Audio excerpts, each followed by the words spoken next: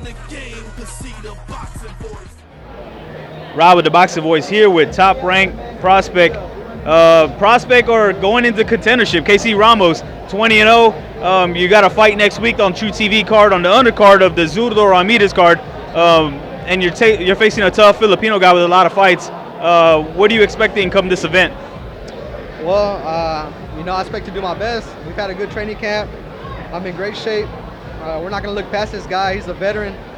He's got over 30 fights. So, he's got a lot of experience. So he's going to come to fight. We know that he's from the Philippines.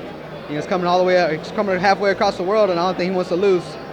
Yeah, and you had some tough fights, and you took some time off, but now you seem to be back on track this last year and a half. So, what's this all building to? I know you're looking at him, but in the near future, in 2016, are you going to look into really breaking into the contendership now that you're in the winning columns in the 20s?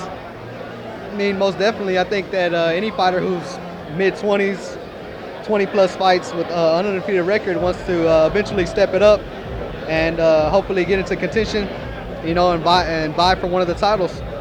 And there's a lot of enticing fighters around your weight, and we're seeing now that Top Rank and Golden Boy and PBC, everybody's kind of going into competition and stepping up their guys a little faster.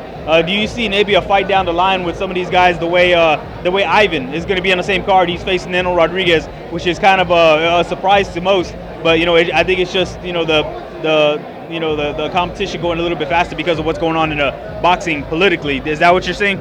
I definitely see a step up, but I think that great fights are always made. They're just not always publicized. So that trend may be something that the mainstream is finally catching on to. But good guys fight each other all of the time. But as far as myself, I can see a big fight in 2016, eventually 2017. Coming up for a world title, or putting me into that position where I can fight for a world title.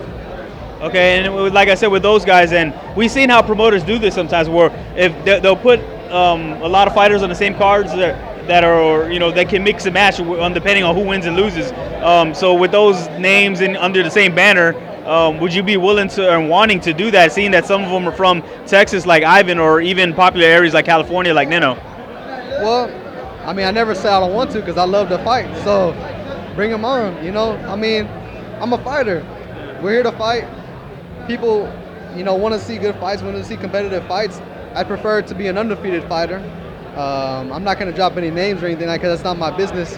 My business is train. Let my manager, let Top Rank handle that, and we'll see what happens. But I'm game for it, especially if the payday's right. All right. So how was this training camp? Seeing that it's going to be a big weekend the night before Cotto-Canelo pay-per-view, and you're going to be out there representing Austin, Texas. And how big is this for you, and how has training been for this fight specifically for this opponent? Right.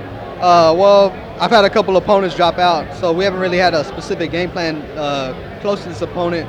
But as far as the training camp and the magnitude of the weekend, it's great, man. It's awesome. Who wouldn't want to be fighting in Vegas on Canelo Cotto weekend? Another big, huge fight. And as far as the training, we train every fight like it's a world title fight. We try to get better each and every camp, each and every fight, no matter who the opponent is. Yeah, and you're back on track, and you're at that point where it's going to be, your fights are probably going to be on televised pretty soon from here on out. So with your style, you're a well-rounded fighter. You do a lot of things well. What kind of threat do you think you pose for the division you're at right now? I think, just like you said, just being well-rounded, man, just being good at a lot of things, and boxing, brawling, if I have to, which is what we've gotten away from over the past 3 or 4 fights, and using more utilizing my skills, utilizing my jab, counter punching. And as far as the threat, man, I think I can give anybody a fight, anybody in the world right now. Yeah, and it's like you said, you're more of a boxer, but you have been drawn into slugfest before, how you were alluding to, and I remember us talking before how you're saying that's why I took time off, because I was in a lot of hard fights back to back to back. But do you think that also kind of shows your grit as a fighter, where if you had been boxing and outboxing people easily, that maybe people would question that toughness? Do you think that kind of answers that? So it's kind of a blessing in disguise? Well, first of all, the break was mostly for school. I wasn't on track to finish school on time. I'm in my senior year right now, so I'm on track to graduate. I figured I had a couple of years maybe to step back and put a lot of work into school. But the hard fights, they didn't hurt either. They gave me some time to rest and get my body back on track. And as far as having the hard fights and giving me that experience and that grit, oh yeah, most definitely. There's a lot of prospects out there that are catered their whole career. You know, they fought a lot of guys that with losing records or cheesecakes, as far as they call them. But I don't like to call anybody a cheesecake. Anybody that steps in the ring is got balls, man, and they're tough. So, but maybe limited opposition, I would say. And but that's been not my career. My career has always been top level opposition, always people with winning records, former amateur champions, and I think that definitely has worked in my favor.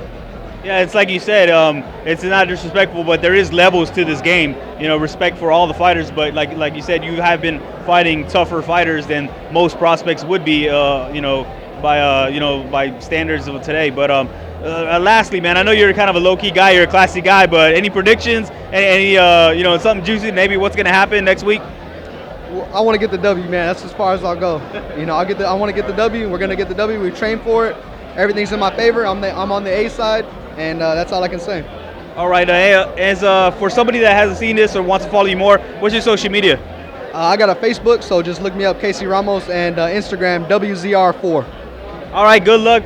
Boxing Voice will be in the house, and the Wizard. There he is. Rod signing out. Boxing Voice.